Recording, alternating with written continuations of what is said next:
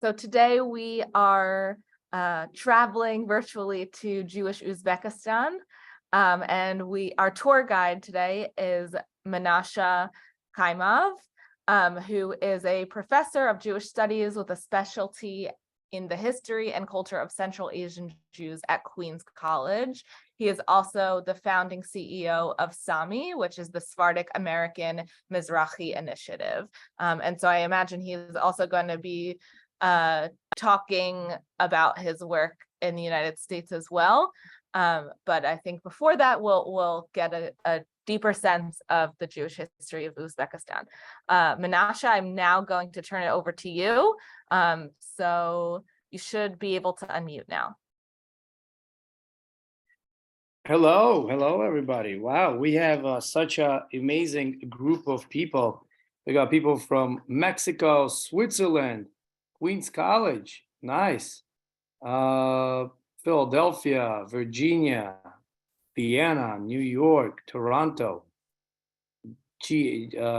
Georgia, Seattle, New Jersey, Los Angeles, Florida, okay, Santa Monica. It looks like all 50 states are in a house.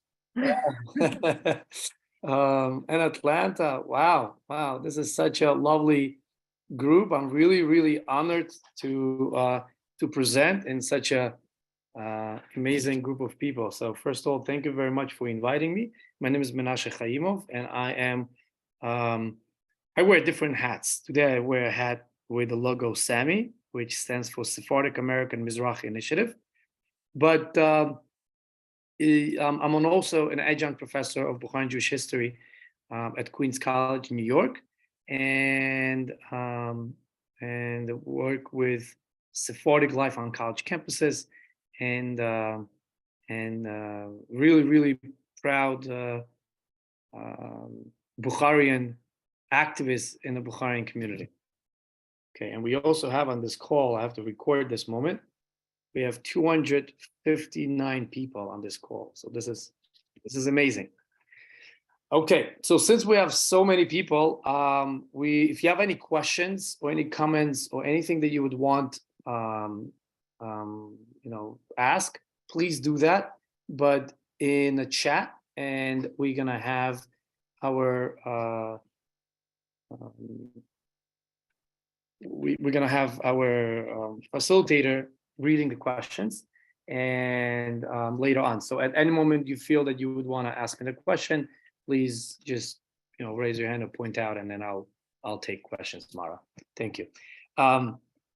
So how many of you know about Bukharian community, or what Bukharian community are?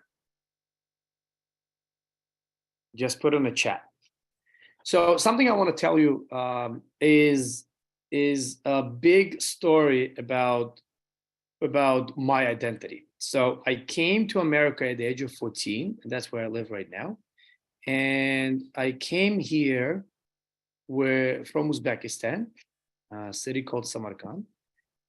And my main thing in America was that I did not at that moment think or talk about what it means to be a Bukharian, because at that time I was just living this life. So there was nothing changing about that. So today's topic, we will talk about growing up Jewish in Uzbekistan, but also I'm going to take you through the experience, through the journey of what Uzbekistan looks like. And also some of you, if you're really excited and you're really going to be, after this presentation, invested and want to say, hey, Manashe, I really love your presentation. Now I would like to visit Uzbekistan. We're actually doing a trip to Uzbekistan in July. So you'll always be able to join us and be part of the trip this year. And we also have a few in the year to come. Okay, so we will play the game, find Manashe in this picture, but we'll come to it a little bit later. Let me just throw a couple definitions, because I'm going to be using most of these definitions. So I just want everybody to be on the same page. So number one, Ashkenazi Jews, Sephardic Jews, Mizrahi Jews, and Bukharian Jews. We're going to be talking about these terminologies throughout the presentation. I always like to start with a map, because a lot of times when we're thinking about Jewish community, most of the time thinking Eastern Europe, we're thinking about the story of the Holocaust, we're thinking about Israel, we're thinking about United States, maybe a little bit of United Kingdom. But a lot of times, not so many times, we focus our attention to the Jews that lived in North Africa, the Jews that live in Central Asia, the Jews that live in the Middle East, in Iran and Central Asia. So this is the community today we're going to be talking about, and a little bit the interactions between the communities they had with Europe.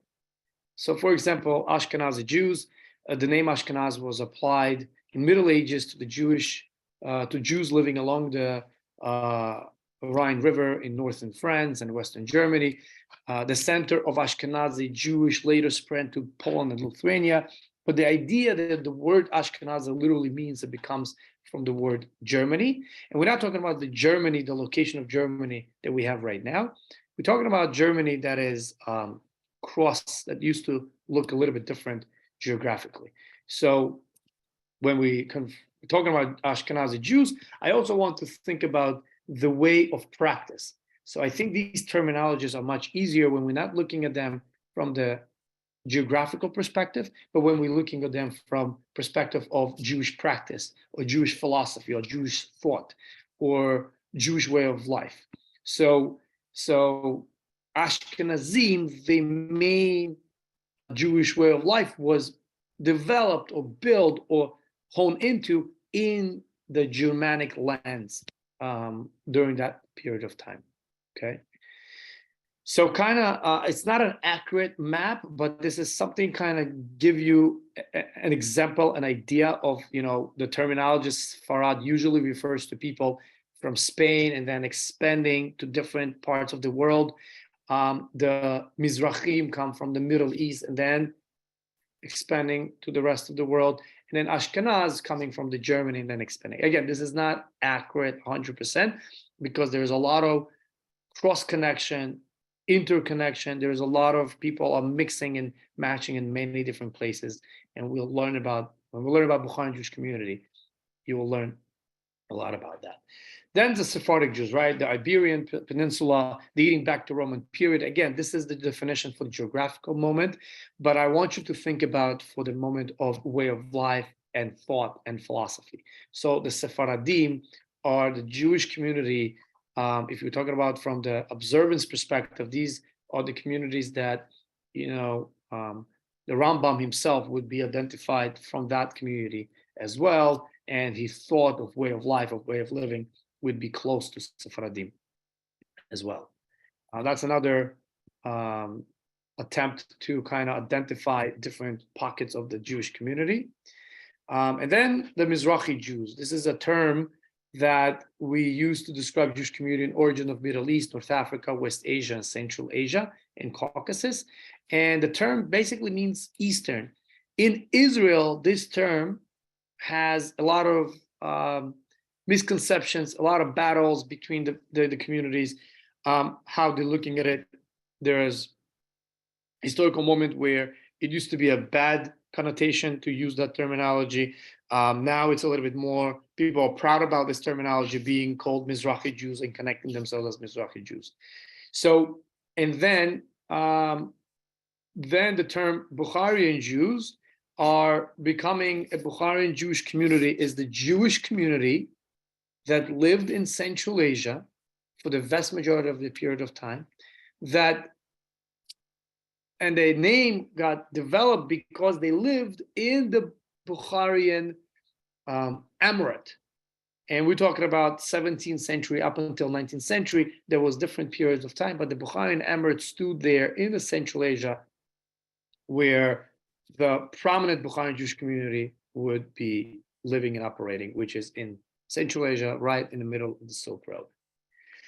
So if you ask me today, somebody have a burning question and might ask, hey, so what's the difference between Bukharian Jews or Mizrahi or Sephardic?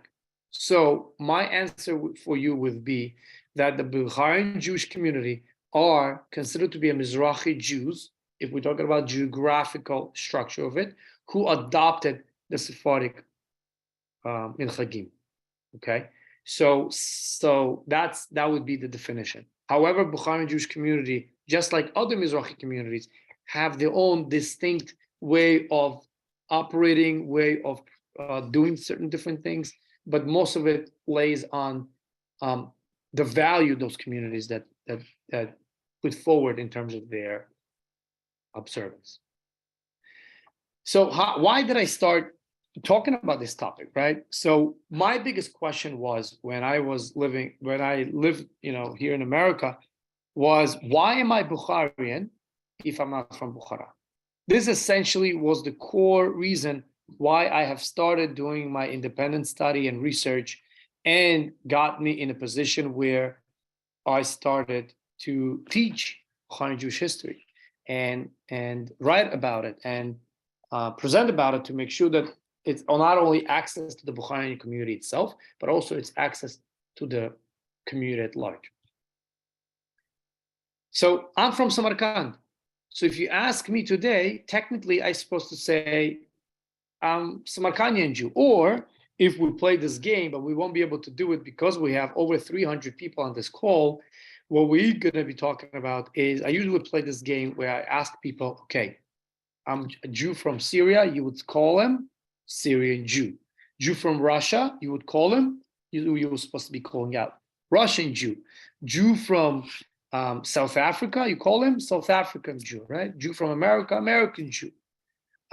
Jew from Iran, Iranian Jew or Persian Jew. Jew from Ukraine, Ukrainian Jew. But when we say Jew from Uzbekistan, you would call him a Bukharian Jew. So why is that a Jew from Uzbekistan is not Uzbeki Jew, which does not exist, or Kazakhstani Jew, which does not exist?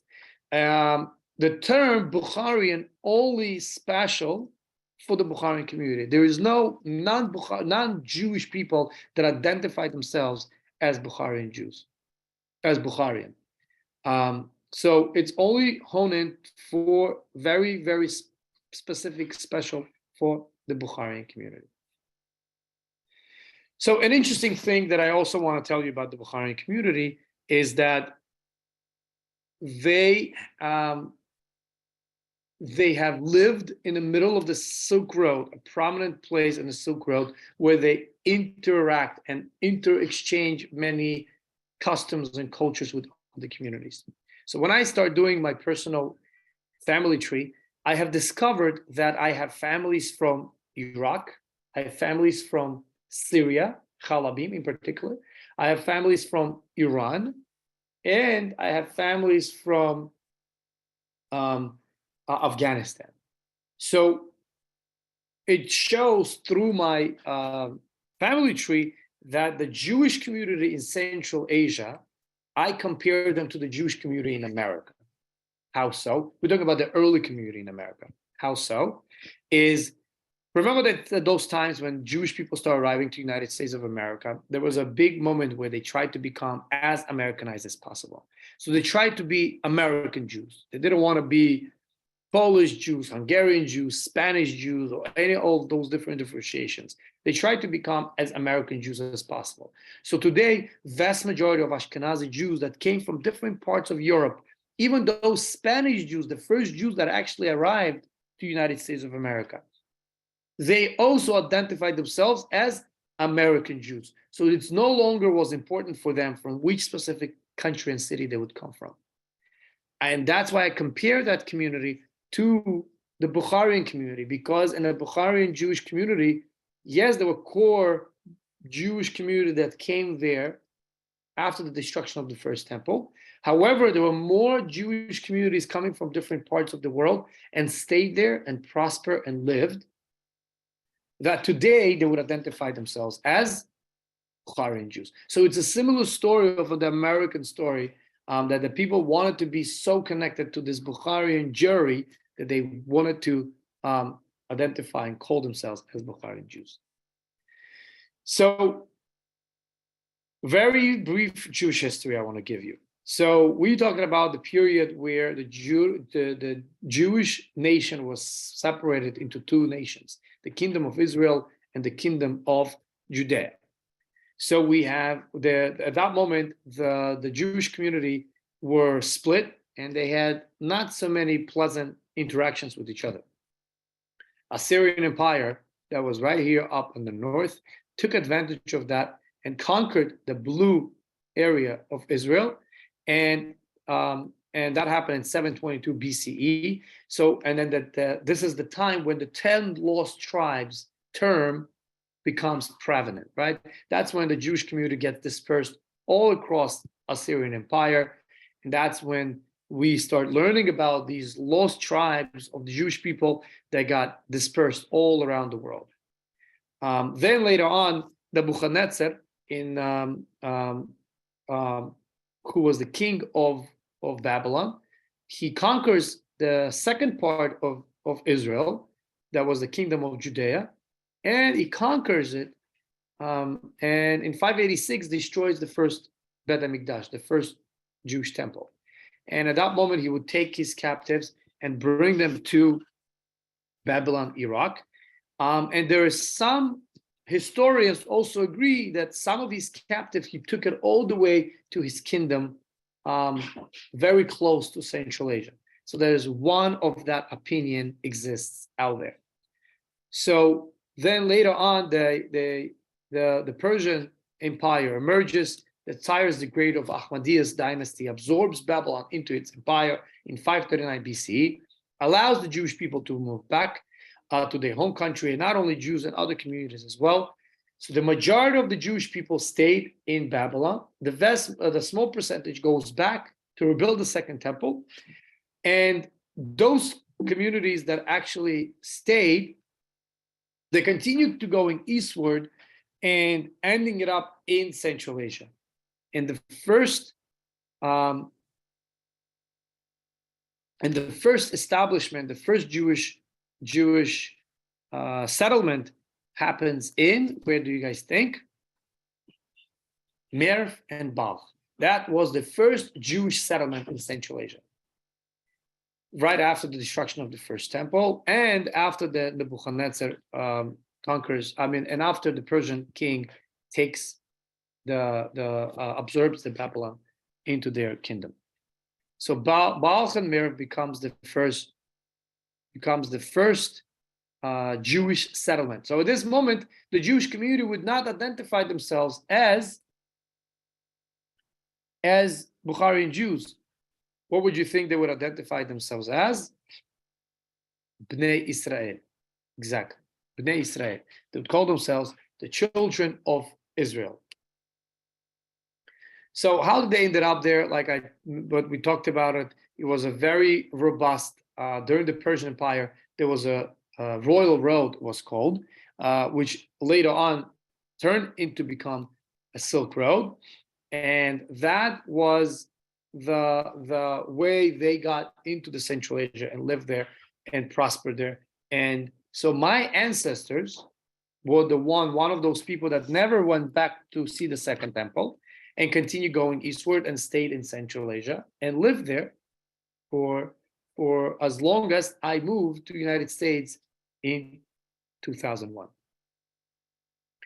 So a lot of times people wanted to have some proof in terms of if the stories or history that the historians are saying has actual proof moment of that the Jewish community actually existed there. So here's what I found when I was doing my research, and many historians that are agreeing to these findings. So in 2nd or 3rd century, the Jewish inscription was found in Merv, was during the Soviet Union time. They did a lot of excavation and archaeological expeditions. And in 1954 until 1956, they found stones in Merv, which is current day Margowan, in Turkmenistan. And they found the stones where it said the Jewish names on it. So there was another argument was saying that maybe Hebrew was so important at that moment that the Zoroastrians who lived during that time used Hebrew as their regular language or as the writing language. So to prove that that didn't really happen, we had to go and figure out how the Zoroastrian would bury their dead. And when you learn about it, how they would do that, it wouldn't be the same way how the Jewish community does, because they would put them in a small, they would only put their bones in a small, like a fossils like this. They would bury that, and that kind of gave us the hint that these stones belonged to the Jewish people, and these are the Jewish, possibly would be a Jewish cemetery. So another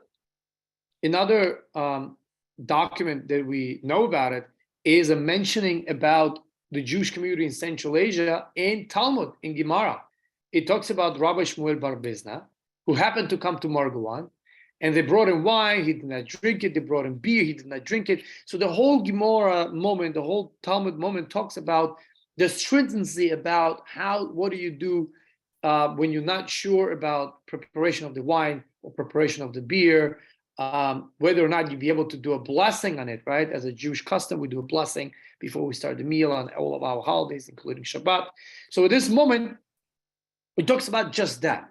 However, historians looked at it for an opportunity to prove that the Jewish community lived in Central Asia. And how did they do that? Is because of the name Margwan, which a lot of people believe is the same name as Merv, which is in Bayram Ali, Turkmenistan. So here is a second moment where we see a Jewish presence in that specific location. The third document is Megillat Esther, the book scroll that we read at the holiday of Purim, and there we read where it says it happened in the days of Achashverosh, who reside over 127 provinces from India to Ethiopia. And when you're looking at the map from India to Ethiopia, it includes Merv, it includes Central Asia, it includes all of those regions that we're talking about. So we could assume that that period of time also talks about the Jewish community living in Central Asia. These are some of the writings, if we're talking about Bukharian Jewish language. So Bukharian Jews have their own language called Bukharian language, or scholars call it Judea Farsi or Judea Tajik. So it's based on Farsi. However, it has Urdu, Pushtun, Aramaic, and Hebrew in it. And later on got influenced by Uzbek and Russian. So the writing you see over here, if it would be less people on this call, I would ask you to read what it says over here. And those of you who are fluent in Hebrew, you'll be able to read this and you'll be able to fluently read it, but you might not be able to actually understand it because it's a Bukharian language written in Hebrew.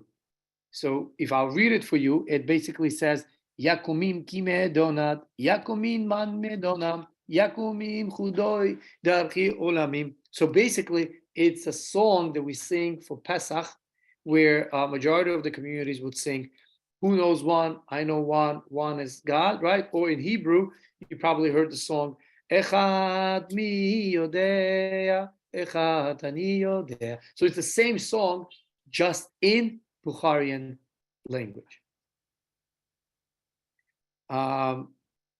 This is building in Jerusalem.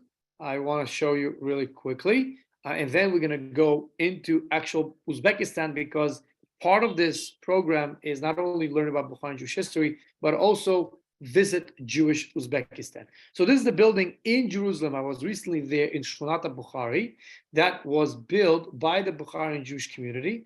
And it's called the Quarter of the Bukharian Jews.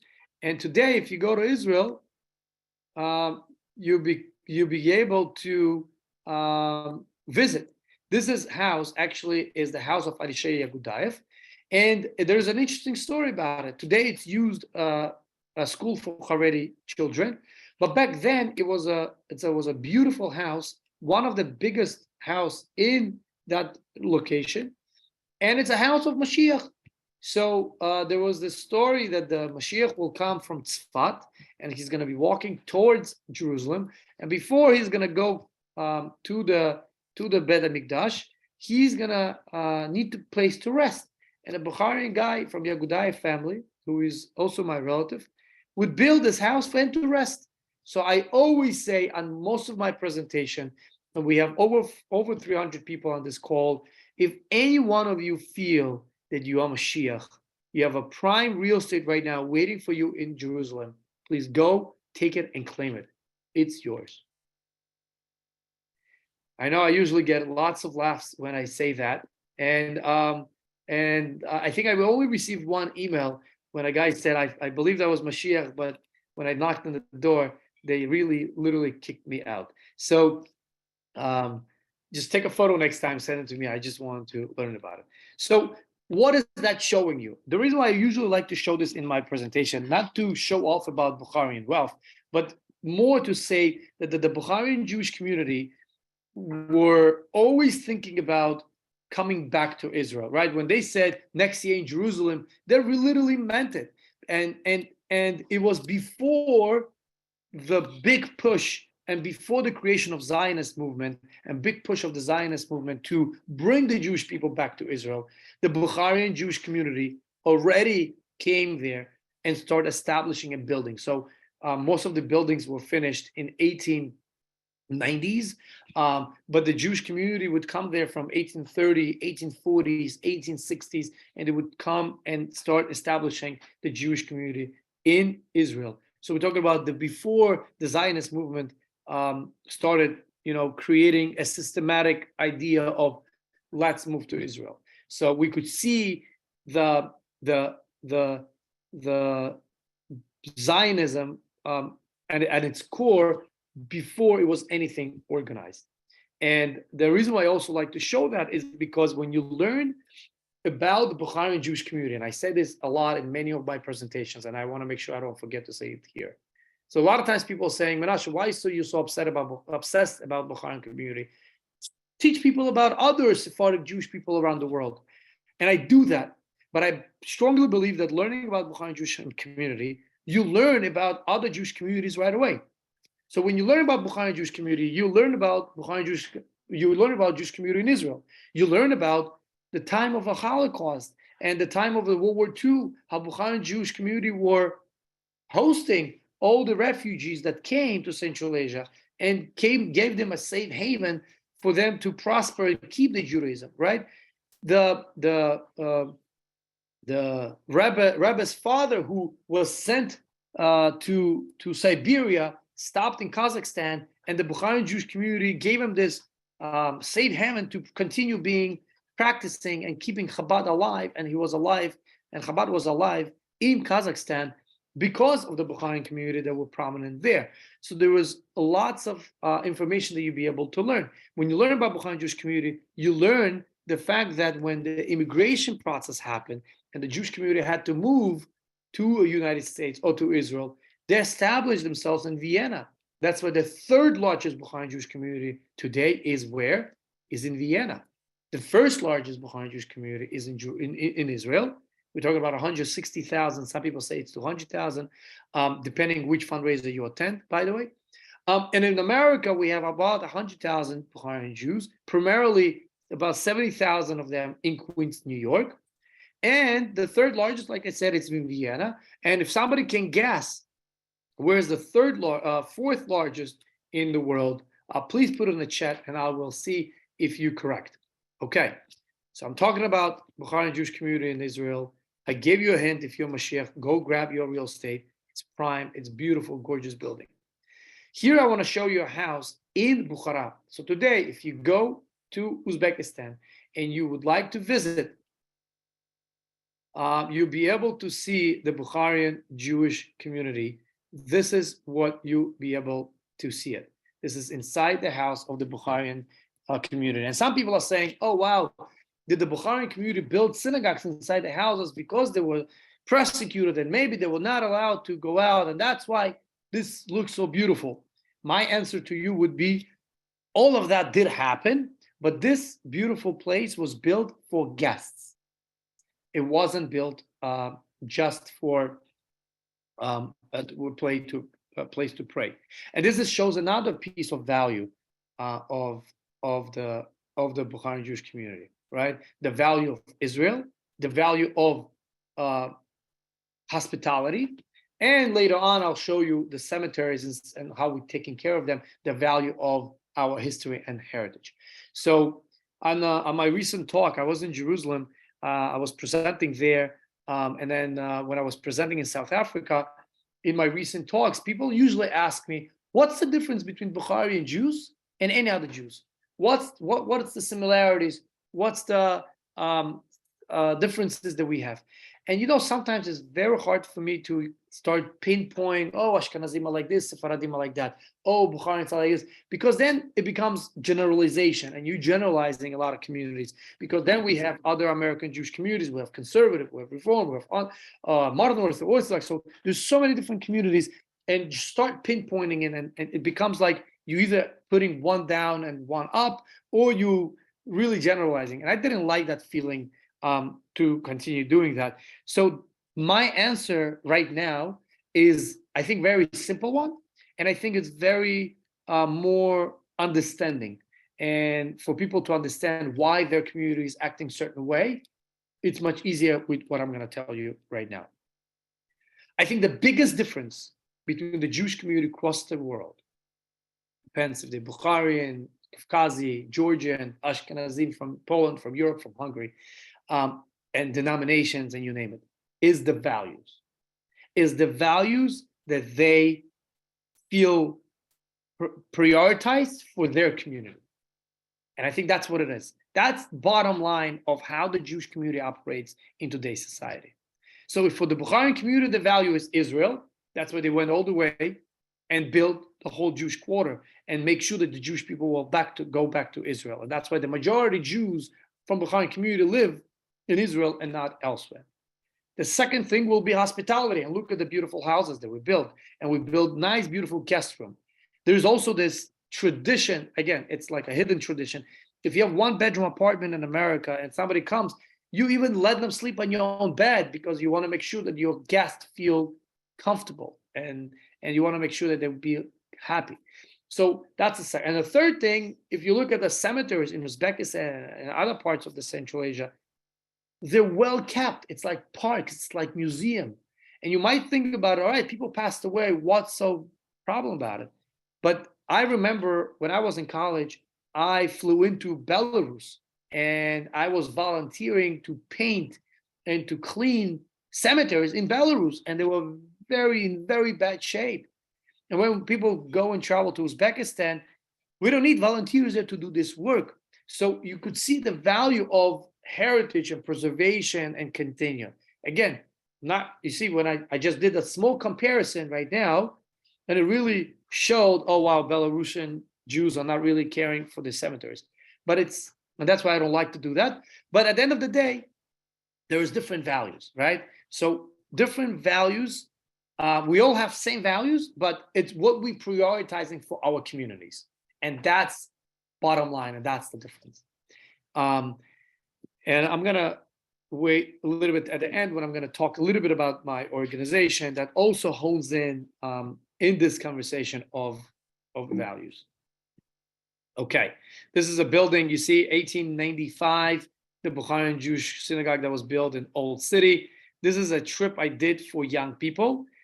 We did 5 families from Israel, Bukharian families from Israel, 5 families from New York. First, Israelis came to New York, then Americans went to Israel, and then together we went to Uzbekistan. And it was the most transformative experience that the students experienced ever. These are a few more houses, house of Davidov in Uzbekistan. And this is the dynasty of Chai, a little bit of how I started my research when I started going through it, right? My name, Manashe Khaimov, my father, Abrash Khaimov, my grandfather, Manashe Khaimov Elik Boshi, which has the nickname of being the leader of 50 families, Hanan Chai Elik Boshi, Shalom Chai Elik Boshi, and then Chaim Chai Pri, where we get the last name of Chai or Chaimov from. Okay. We're going to play this game called Find Menashe on this picture. While you thinking which one of these boys is me in 1996, I'm going to try to read and see where did you feel is the largest Bukharian Jewish community, okay? So the 4th largest Jewish community, Some people said Los Angeles. Susan said Los Angeles. So that would be Persian Jews. Los Angeles has prominent, just not Bukharian. And Stacy said Toronto. And she put a question mark. Stacy, it is Toronto. All right. It's Canada that has fourth largest Bukharian Jewish community. So you're right. So somebody is asking, Ken Miller asking, aren't Bukharian Jews also known as mountain Jews? So no, there's a big difference. And don't say that if you see mountain Jew and Bukharian Jew together. No, I'm just kidding. But Bukharian Jews are, if you're looking at the map, I'm going to try to see if I find the map. We all came with, it used to be a part of a large, big Persian empire, right? That encompasses where the Caucasian Jews and Bukharian Jews live today. However, when there were wars between Sunni and Shiites, and later on, earlier on, other tribes would be fighting against each other, the Jewish community always migrate to different places where might be safer. So those Jews that actually went in Central Asia and lived in Central Asia identify as Bukharian Jews. And those who went around the Black Sea, around the Caucasus, closer to Russia's border, they would identify as mountain Jews or Gorsky Jews or Kafkazi Jews. All those three names would be for the same. And Georgian Jews are also descendant of this Persian, but it's a separate group of people that lived in Georgia. So do not confuse. Today, these are three different distinct communities. They have their own languages. They all have their own way of practice certain things. And the values, again, remember we're talking about the values they put foremost and forward are not similar between all those three, communities. So the values that they putting forward out of all the Jewish values that we have all together, that we all share as a Jewish community as a whole, all these three distinct communities putting different values ahead. And the Persian community, within the Persian community, there's also distinct communities themselves. There is Isfahani, there is Tehirani, there's Mashari. So they all have different way of saying and practicing and speaking as well. So these are very, very distinct communities. Azerbaijani Jews are mountain Jews as well. Azari Jews are mountain Jews. Good. Which cities did I visit in Belarus? Minsk, Babruisk, and I think a few more. I'm answering questions now. Okay, so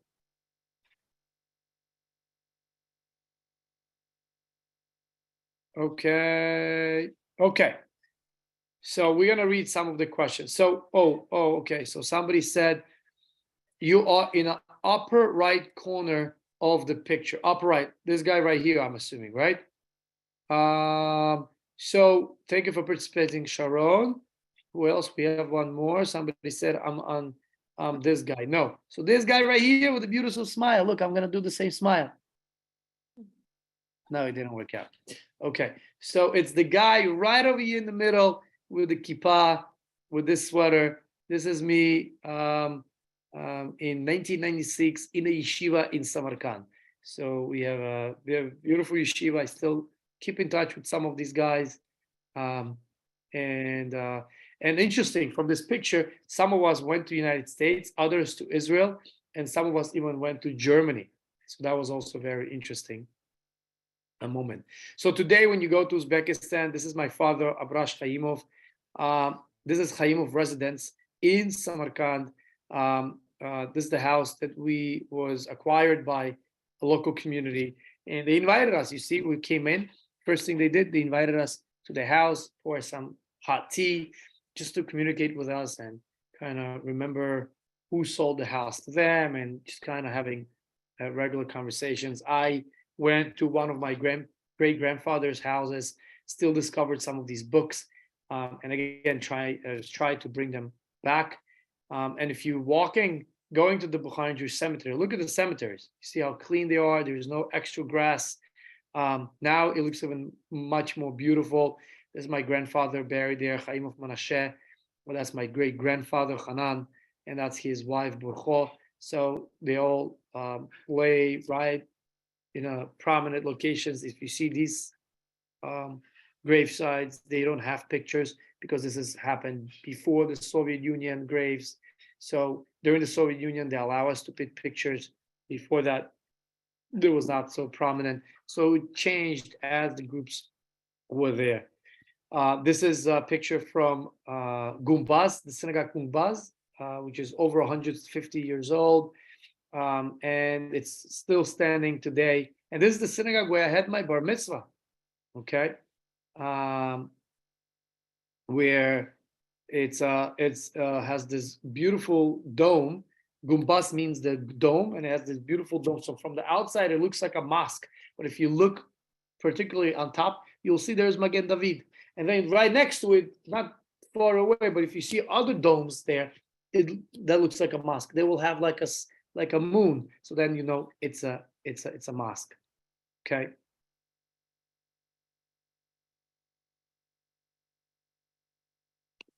So this is the actual dome. Look how beautiful it looks, and it's still standing, you know, and it becomes more and more beautiful.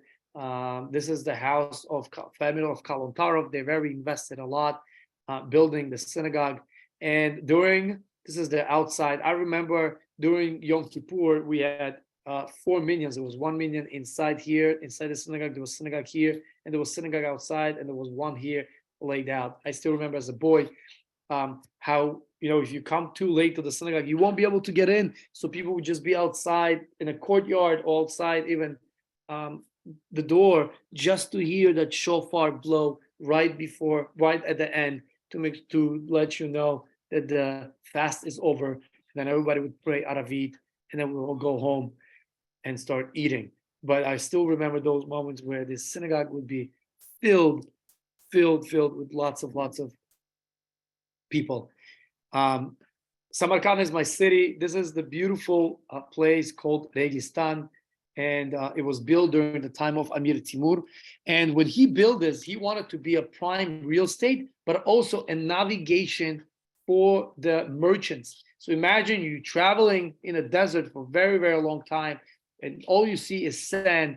And Amir Timur wanted people to see that small glimpse of tall buildings so they could navigate themselves to Registan and do business. It would be filled with many merchants, many stores, usually a lot of exchanges, public announcements, public hangings, all would be happening at this specific area in Registan.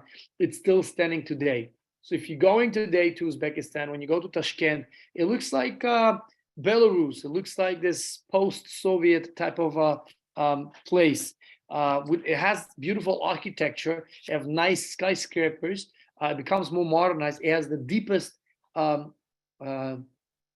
train station, deeper than in Moscow even, right? Because Soviet Union invested lots of money on Tashkent after the hurricane. It was a very big, devastating hurricane, and Soviet Union put down a lot of money to rebuild the city. And when they did it with beautiful architectures that Soviet people had at that time. So that's why it still had and possessed that opportunity. But when you go to Samarkand, you see this modern, full energy, green city, and then right in the middle, boom, you see a 15th century. And then you go in and then you see 18th century, then you see, 14th century structures. So it's always in and out. And I think the personality of the Samarkandian people is the same. We're very, very connected to our roots, but also very, very cosmopolitan, very modern, very connected, and be able to adapt in any different type of situations. That's why I would say I'm proud to be from Samarkand in particular, as a Bukharian Jew. Again, this is with me and my father, who were just, hanging and try to take photos. Here, this is a bazaar, a shuk, inside of the Bukharian Jewish quarter in Samarkand. And the reason why we took this photo purposely on Friday at 12 p.m., because I remember when I was growing up, and when my father was growing up in old city of Samarkand, you would not even be able to drop an apple in this area. There would be so many people, so many merchants, people selling different items. And this would be a prominent place for Friday where people would do shopping, preparing for the day of rest, for the day of Shabbat. This few pictures that I took, how houses would look like, how streets would look like. Some of the prominent rabbis. This also becomes a very big question in a lot of yeshivas in America, where a lot of our Bukharian kids go to school, go to yeshiva, and a lot of times people are asking, who are your gadolim, right? Who is your big rabbis? What's your ichus, as some Ashkenazi yeshivas would say? And a lot of our young people do not have a connection to that, because Soviet Union really made sure to eradicate Judaism on as many people possible. But then we see all of these Talmidim Chachamim, the rabbis that moved from Uzbekistan, from Bukhara to Israel, and established printing press, and established many different halachot, many different laws and customs and traditions, and put it in writing and send it back. So today we know who they are, we know where they are, we know what are their rulings were, and many of us are following those specific rulings. Malin was one of the biggest things for me in America. When I came to America, it was a shocking moment, because melons in America are round like watermelons, and the watermelons are long like melons. I was like, all right, when I arrived to America, I was like, everything in this country is upside down, because look how big and long melon is in Central Asia. And when you eat this melon, make sure you drink some water, because it's so sweet that your hands will stick to each other because of so much sugar in it. And they don't put any extra pesticides and things like that. It grows as natural as it can. And you won't be able to buy melon in January or in any other different month. You're only buying it at the time when it's ripe. So this is also another beautiful moment here, in particular, where you be able to eat fresh and beautiful fruits and vegetables. These are some more of the pictures. Another thing about Samarkand is the grave of Daniel Anavi. So a lot of people are describing there's a history whether or not he actually buried there or not, but there's a lot of evidence to show that Amir Timur himself brought Daniel Anavi, Daniel the prophet, to Samarkand. And the reason why they put such a big grave for him, there are different myths about it. Some saying it's because they didn't want other people to dig out his remainings. Other people said because he was such a great person, they wanted to showcase and show how big he is. So it becomes very, very prominent and big. This is the city of Bukhara, and a beautiful city, a very ancient city. And this is also like Registan, the courtyard where many of these different things would happen. There's a story about this minaret in particular. There are several of them. First of all, there's a story when Genghis Khan arrives when he conquers Central Asia, he arrives to this. And if you know anything about Genghis Khan era, they would come in and they want to destroy everything. They burn everything and build everything, rebuild everything again.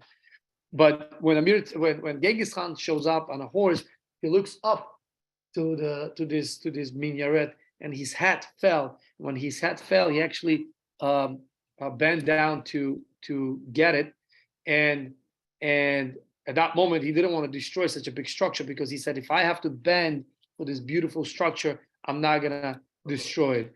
But later on, that would happen with another community. Just give me one.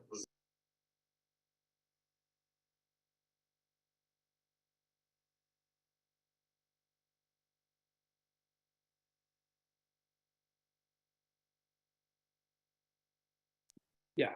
Okay. So oops. So this would be a beautiful story about Genghis Khan. Later on, there's a story about Soviet period when they tried to conquer Bukharian Empire. At that moment, they were shelling the city for very, very, very long time. And this particular minaret was hit 6 times. If you go to my Instagram page, which is Manashe _, you will see the picture of it with holes. And then they rebuilt it and they did it. So they when they were shelling the city, and they actually overthrew the last emir in 1920 during the Soviet time. They overthrew the government and got this period to be part of them. This structure was rebuilt. This is a synagogue in Bukhara, and I think we'll leave some for questions, and then I'll tell you a little bit about my organization. Thank you so much, Manashe. I'm getting lots of notes. People are really appreciating your presentation, and I'll share some of the more common questions that I've gotten in the chat.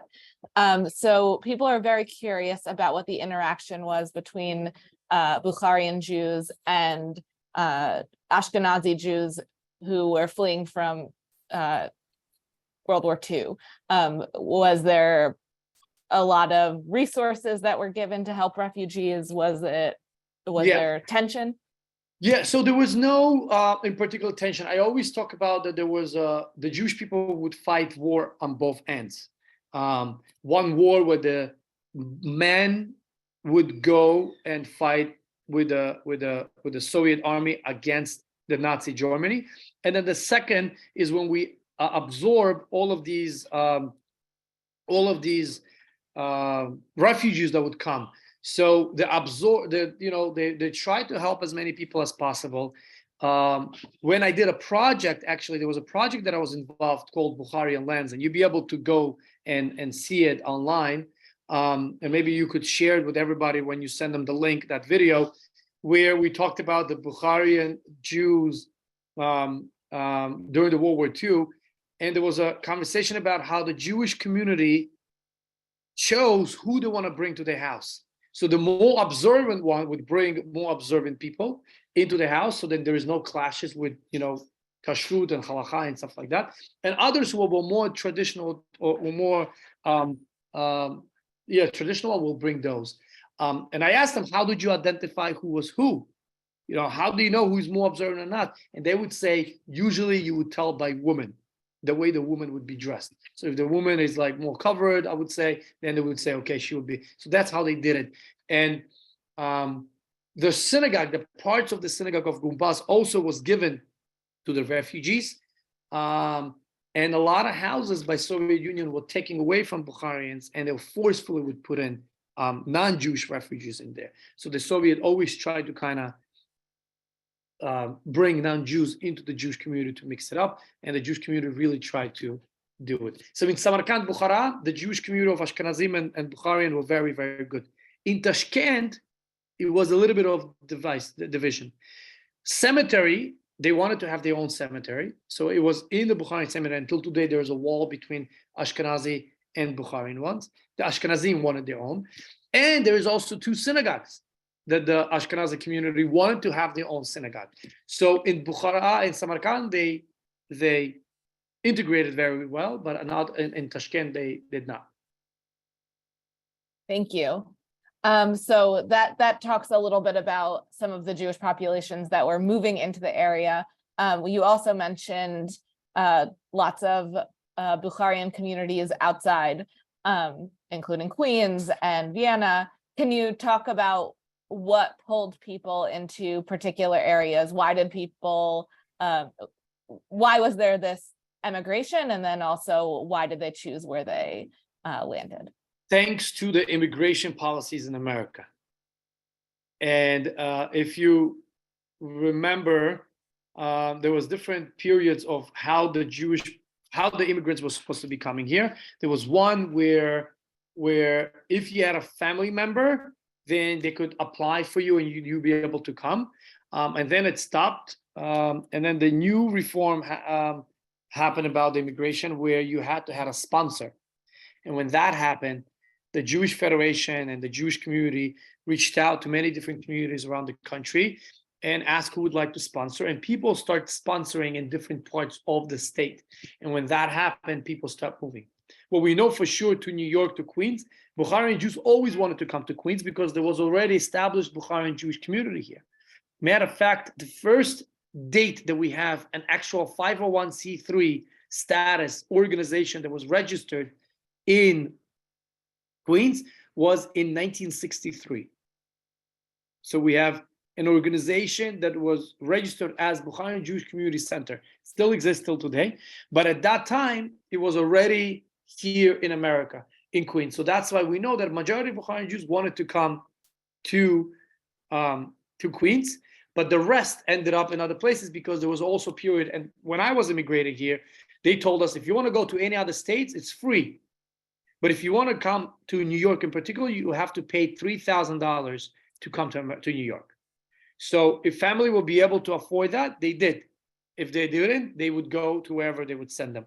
So it was this structural thing of moving people around. But what you see, interestingly, wherever Bukharian Jews would live, because of the trauma of not allowing or not be able to have land or have good, normal, solid jobs, the Bukharian Jewish community always navigated to live in big cities and in the cities and itself. Why? Because you could always find the work.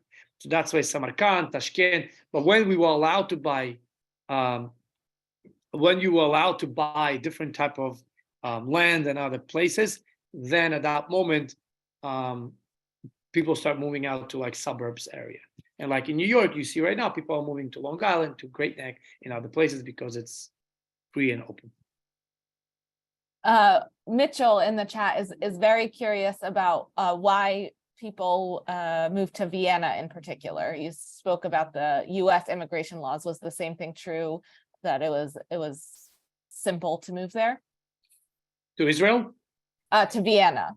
To Vienna. So Vienna happened during the Soviet Union time. There were 3 times when the door will open, and I appreciate the American jury who were going and marching on Washington and said, "Let my people go." That whole movement allowed the Jewish people from Soviet Union to leave in 1970s and 80s, and then 1991 when the Soviet Union collapsed.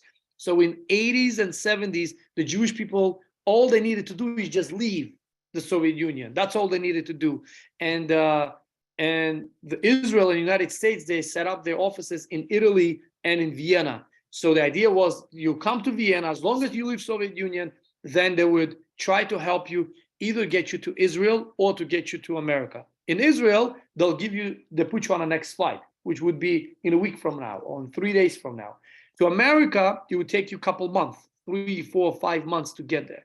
So because you're coming with the families, you need to make money. You really, literally, with Soviet Union, you left everything behind.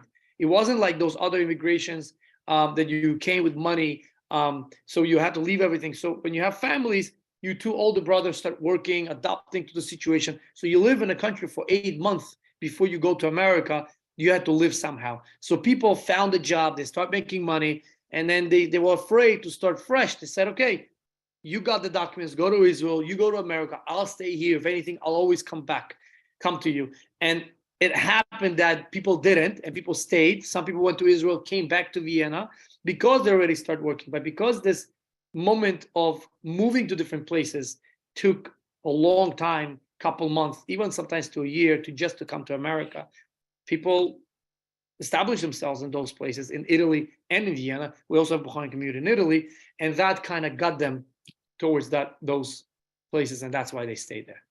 Thank you. We're getting so many questions, and I just want to invite you, Manashe, to put your email in the chat one more time in case anyone has any follow-up questions. I think to end, I'll ask one more question. There's lots of people who are planning on visiting.